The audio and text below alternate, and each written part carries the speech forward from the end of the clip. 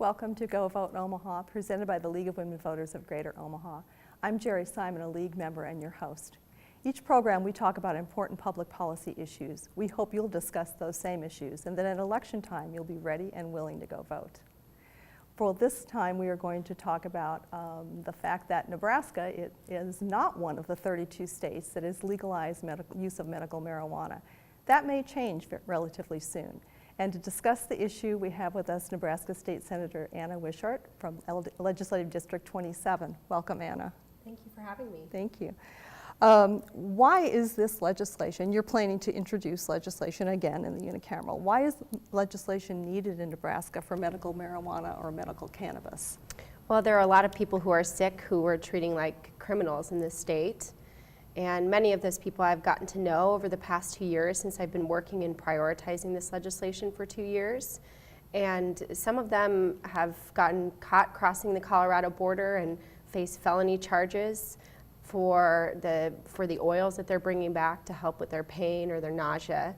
And so for me, I think there's no other piece of policy that has more merit than getting this passed this year. Okay, and in Nebraska, since it hasn't been legal, there has been a clinical trial that just concluded at the University of Nebraska Medical Center, right? Yeah. And have the results of that informed the legislation that you plan to introduce? So the results of that showed benefits from patients who had access to a very specific drug that actually is gone through FDA approval and will hopefully be available. It's a specific drug that deals with a very specific form of epilepsy, and the results showed success. My goal is that there are many other ailments that would benefit from access to marijuana for medicinal purposes, and so we need broad, comprehensive legalization in the state. Okay, let's talk a little bit about the terminology. Is there a difference between what people describe as medical marijuana, medical cannabis, cannabidiol, hemp oil? Are they all the same thing, or are there differences? So there are differences, but generally it's the same species. So what you're talking about is you have cannabis, the cannabis plant. Sort of the slang word that's become the term is marijuana, but the actual scientific word for it is cannabis. And you have different strains, and so you have one form of cannabis that has what people come to understand as the high that you get from marijuana. Mm-hmm. It's called THC, and it's a very specific component of one type of the plant. But there's another plant that's sort of a subset of the cannabis species that is hemp, and it's very low in THC. It doesn't have the sort of barbs that are on the flower that have the THC in it. And hemp is used it can be used for homes. I believe the first flag, the American flag, was made out of hemp, rope, but also you can use the oil in terms of reducing inflammation and for other very beneficial solutions for some of our common ailments like arthritis and sleep, insomnia, and those kind of things. Okay, and so hemp oil is one of the things that people have heard about that some stores have been selling in the area. Yes. Lincoln and Bellevue. Oh, yes. And Lincoln, they're taking a little bit different tack against whether that's legal or not, and here we're kind of looking the other way because of the low dose of THC in that. Yeah, it's particular oil. Yeah, very low dose of THC, and then the federal government has legalized hemp on the federal level. Right. So the goal will be this session that there will be legislation to make sure we mirror that at the state level. And then CBD, there will be no sort of gray area in terms of hemp CBD being legal. Okay. Let's talk a little bit about myths versus facts about marijuana. Does medical marijuana get a person high? Is it addictive like opioids? And are there side effects for it? Yeah, okay, so starting with the high, it depends on the level of THC in the product. So there are plenty of people that utilize marijuana for medicinal purposes with very low THC. A lot of people call that CBD oil. You can actually get CBD from both hemp. You can also get it from the marijuana plant that does have THC. But very low THC, so people use that for sleep, again, for inflammation. But then there are people who need higher doses of THC, and that does have the sort of, I would say, psychedelic effects, the high that comes with it. But again, it just depends, and this is something that I would prefer that a person and their healthcare practitioner can talk through what would be most beneficial to helping them. Okay. And you mentioned before there are lots of other medical conditions. We talked about the clinical trial for epilepsy, but what other conditions or medical issues could be helped with the use of medical marijuana? Yeah, so ailments that have to do with muscle spasms, Parkinson's, MS, have seen significant benefits from having access to marijuana oils. And I would encourage anybody who has had any doubts about the medicinal benefits just to go onto YouTube and type in Parkinson's and medical marijuana, and you will be shocked at the how quick somebody can be relieved from the symptoms of Parkinson's by taking a small drop of the oil. So Parkinson's, then sleep, nausea. People who are going through chemotherapy use marijuana to help increase their appetite. People laugh about the fact that marijuana creates the munchies. Well, for people who have lost their appetite because of cancer, or for patients who are suffering from anorexia, marijuana can be very beneficial for increasing somebody's appetite in a life-saving way. And then there are plenty of other ailments, arthritis, creams that you can put on your hand to address arthritis. The list goes on, and in other countries in the world where marijuana has been legal for medicinal purposes for years, they're seeing more and more benefits for different diseases and ailments. Are people worried about adverse effects or overdose with these particular drugs or applications? Well, obviously, with anything that you take, even table salt or sugar, you can have adverse effects if you take too much. The great thing about having oils for marijuana is that you can dose up. Instead of taking a pill, which sometimes, say you take a pharmaceutical grade pill, and sometimes the effects don't happen for at least 30 minutes or an hour through your digestion. So you don't know whether you've taken too much or not, and then the effects last for sometimes 6 hours. Whereas with the oils, you can dose up, and the effects only last for about an hour. So to me, it seems like a very healthy way of addressing dosage. And then the other thing around marijuana is it's been around for at least 5,000 years that we've tracked it. There has not been a single fatal overdose from marijuana. In fact, it's impossible to fatally overdose from marijuana. And there are many things you can fatally overdose from that are legal that you don't even think about. Water, salt. Yes. And then obviously the legal drugs, where we are hearing every day of people who are overdosing from prescription painkillers, yes. And even alcohol. And even alcohol, yes. So why is there seems to be a lot of fear and suspicion about this particular drug. Why? I think a lot of it has to do with it being scheduled the way it is on the federal level. It's scheduled as a Schedule 1, along with heroin and along with LSD, for example. And a Schedule 1 drug means that our public agencies and researchers are prohibited from studying it, even for its medicinal purposes. To give you an example, cocaine is a Schedule 2. Cocaine is allowed to be used in certain medicinal purposes for people. And so just to think about, just to put that in perspective of what I feel, how unfairly we treat what I think is a far more benign substance than most drugs that are legal. If you look at the history of marijuana, until the 1930s, it was used for medicinal purposes. And it's been around. It is potentially one of the oldest cultivated plants cultivated by humans. in used for history. medicine. And used for medicine. Well, isn't it ironic then that as a class 1 drug, it's, as you said, highly restricted, it's illegal, you can't purchase it, but it also means that there is no accepted medical use for it. Yes. We're seeing with clinical trials and other studies that that is not true. So do you see that pushing for a change on the federal level at all? I think what it shows is a complete failure of the federal government on this issue. And if I was any person in the United States, I'd be concerned that we could be failing that hard on an issue that seems very straightforward to me. What's great is that science doesn't just exist in the United States. And there are many countries where marijuana has continued to be legal, where it was never made illegal. And there have been many scientific studies on the medicinal benefits of having access to it. And so for me, when people say that the research isn't there, I'll point them to all of the scientific studies that have occurred.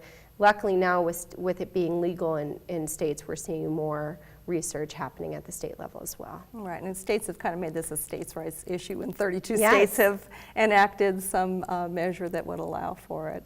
Yes. Okay. Well, let's get to your specific legislation. You've introduced legislation before.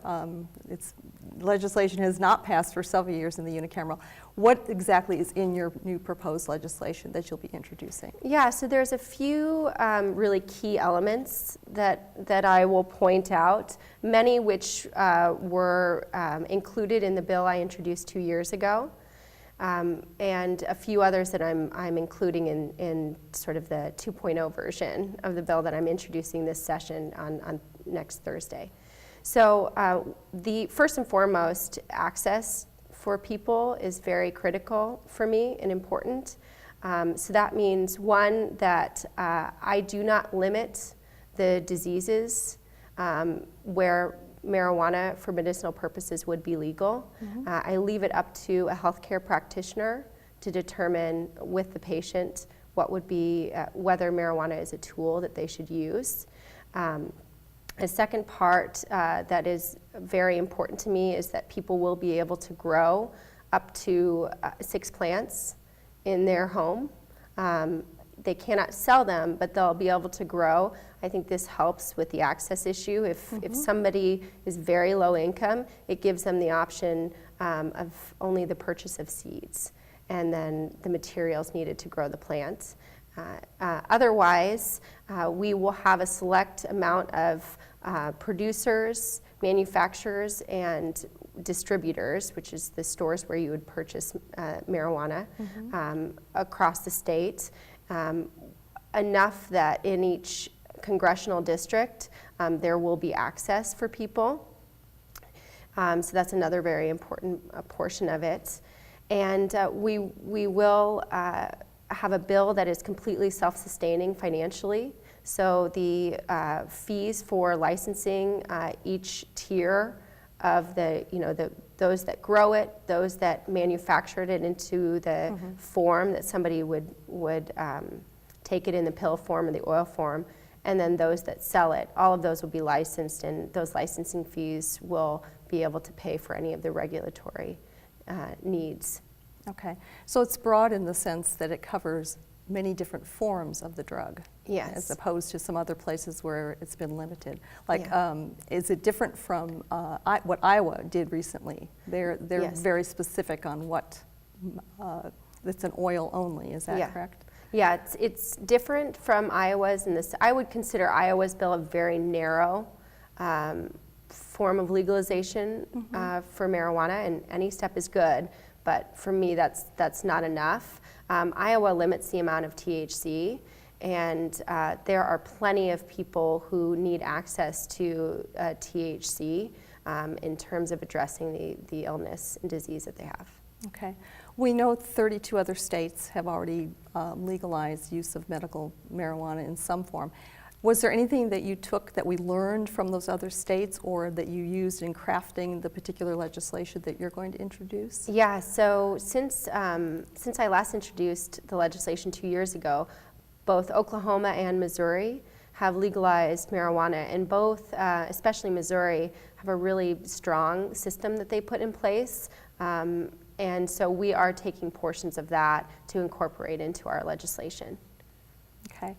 And that leads me to, since you did introduce it, is there anything, 2 years ago, is there anything else that is different this time in this particular legislation that you think will help in terms of passage this time around? Well, I'm not sure this will help in terms of passage, but I think it's the right thing to do. Currently in Nebraska, while we are considered as a state that has decriminalized marijuana, which means that the charges for having the plant a certain amount in possession are less than a traffic ticket. Unfortunately, we haven't done that for the oils or anything that is processed. And since more people are moving away from smoking the whole plant and moving to oils and vapors and creams, unfortunately, that is being charged in certain portions of the state as a felony. And so I will be including an additional element of decriminalization in this legislation. I think it's important that when we create medical marijuana systems, we don't create a system that puts more people in jail because of marijuana. And I did take down a fact because I think people may not realize just how much this affects our criminal justice system. But I was, in preparation, I took down this fact that I had read 2 years ago, and it still jumps out at me. In the US, someone is arrested for a marijuana offense every 48 seconds. 87% of these arrests are for marijuana possession, not the sale or manufacturing. The possession. The possession. Okay. So if you think about that, that is a huge issue when it comes to criminal justice. Yes. And so that is an area that we need to make sure that we pay attention to when we're looking at creating legalization. What I don't want is to create a system where there are the haves and the have-nots, and we actually end up with more people, or at least the same amount of people continuing to go through our criminal justice system for a plant that's legal in other states and legal for medicinal purposes in Nebraska. So will there be anything that that regulates sales in terms of keeping it available to everybody, that people can afford to get the drug once it is legalized? Yes, absolutely. That's very important to me, that we don't have a significant tax on it. I think other states have potentially taxed too high. So making sure that that the licensing fees and the taxes are not large enough that it makes it prohibitive for people to be able to afford the product. And do we know if insurance companies will cover it under drug plans for people? No. They don't. Okay. No, not yet. Not yet. They may come if Yes. Okay. What about support, other support in the legislature, unicameral? Will you have co-sponsors for the new legislation? Oh, absolutely. I will have a lot of co-sponsors, and it'll be across party lines. And this issue is one of the most popular issues I have ever worked on. And now I've only worked for 2 years in the legislature, but it feels like a long time. And it's amazing. I maybe could count maybe 10 people in the last 2 years that have reached out in opposition to this. That would probably include the governor and the attorney general in that 10. Okay. The rest have been overwhelming support. Okay. Well, we've talked about support in the legislature, but let's talk about the medical community. Are physicians and other medical professionals behind this legislation for Nebraska? So there are individuals who reach out to my office in support, many nurse practitioners, and especially people that work with hospice patients. They see this as a substance that can reduce pain while maintaining somebody's quality of life in a way that other drugs and the side effects aren't able to do. And so individually, yes, I am still really pushing for the larger organizations to come on board and support, and that's going to take some more time to do. So it may come down to them knowing the intricacies of the legislation and the details in order to gather that support. Potentially, it's one of those issues where I think the people and the individuals are ahead of government and there are larger membership organizations. Okay. Well, there is some opposition that you mentioned. So what's your response to the statement that always comes up, that's been made by opponents, that legalizing marijuana for medical purposes is just the first step towards completely legalizing it for whatever purpose, including recreation? Well, my response to that is they should not have signed up to be policymakers then, because you could use that excuse for anything. We were elected to lead, and that means making tough decisions and living in reality. And the reality is that marijuana is already being consumed in the state, and so it makes sense that we bring it into the light and we legalize it, and we do it in a way that supports public health. And the idea of the snowball effect, or it just never works with me, because we as policymakers get to decide what we put in place. We were elected to do that, and we also get to decide how far we go with the legislation. Do you think there's any fear that you can't regulate it? I mean, we don't seem to have a problem regulating alcohol and other drugs, so why would we have a problem with regulating marijuana? I've heard that argument that it's too difficult to regulate it. Oh, that is, that just does not make sense to me. And in fact, I was having an argument with a prosecutor the other day about legalization. And he, one of his points was that he was just dealing with a case where two people had shot at each other, one person hurt, over marijuana. And I thought, so it's already existing here and there are guns involved. Yeah. Why not bring it into a regulated system and remove the violence that is that comes when you criminalize something? Right. It seems to make perfect sense. Yeah. Well, there's a sort of plan B if the legislation doesn't pass in the legislature, or if the governor would pass, he vetoes it, you can't override that, or even if it gets filibustered, that we might go into a ballot proposal in 2020. So do you want to talk about that a little bit? That would be for a constitutional amendment to legalize the use of medical marijuana. Yes, I would love to talk about that. And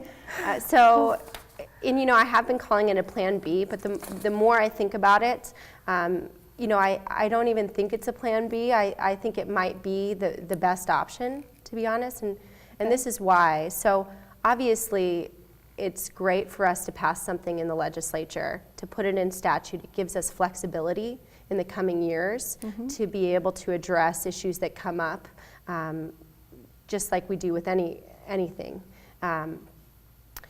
With that, and also there's the ability to pass it this year means patients have access to it quicker. Yes. With that said, because of the opposition that we have in the state, and because of the opposition that I've seen in other states where the people have spoken and then the elected officials have rolled back the initiatives and made them much more restrictive and hurt access, there is a benefit to the people speaking in Nebraska and this being in our Constitution, because then it is protected. It is constitutionally protected for somebody to have access to marijuana for medicinal purposes.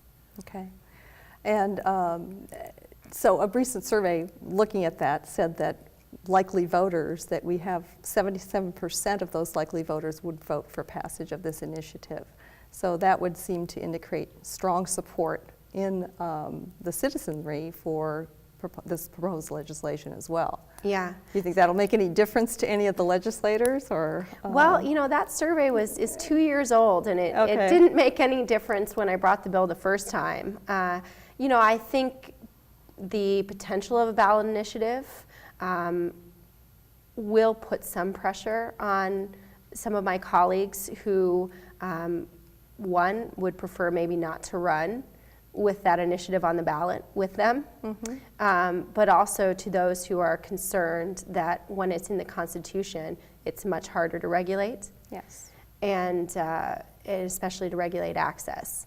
And so I think that will put some pressure on my colleagues, which is why I'm introducing a really comprehensive medical bill, because I think it's important that if we do pass something, and the patients and I and those that are involved in this decide to stay away from the constitutional ballot initiative, that it's a comprehensive bill. But we'll see. We are moving full steam ahead on the ballot initiative. We're doing another survey. The great thing is that from the previous survey that we did, and I imagine we'll see the same, any of the opposition arguments against medical marijuana don't lower people's support for this issue. This is a very popular issue in the state. Most people understand it's common sense. And so I think it will pass overwhelmingly, and I feel very confident about the ballot initiative. The jury is still out about the legislative initiative. Okay. We just have a couple minutes, but if our viewers want to learn more about your legislation, or they want to get a copy of the bill, they want to call their legislators to support it or not support it, how can they do that? Well, they can reach out to my office anytime about the legislative initiative, and then I am happy to share my personal email and my cell phone if people are interested in the ballot initiative. I will be introducing the bill next Thursday on the 10th, and we will be having a press conference as well. So stay up to date by going to my Facebook page, or to going to the Facebook page, Nebraskans for Sensible Marijuana Laws, which is the ballot initiative page, and that will have all the information they'll need to know on how to get involved. Okay, and when we put this show up on our YouTube channel or post it on social media, we'll put links to those, to the bill and to that information there as well. So. Yeah, thank you. Anything else you want to quickly add about the legislation? Well, I just want to say that 2019 is going to be a good year, and that we really do need as many people as possible to voice their support for this legislation and to get involved on the ballot initiative. So I hope anybody listening will join the movement. Okay. Well, thank you very much for being here and talking about the issue. Thank you. Appreciate it. For the League of Women Voters, I'm Geri Simon, reminding you to inform yourself about the issues, and at election time, go vote, Omaha.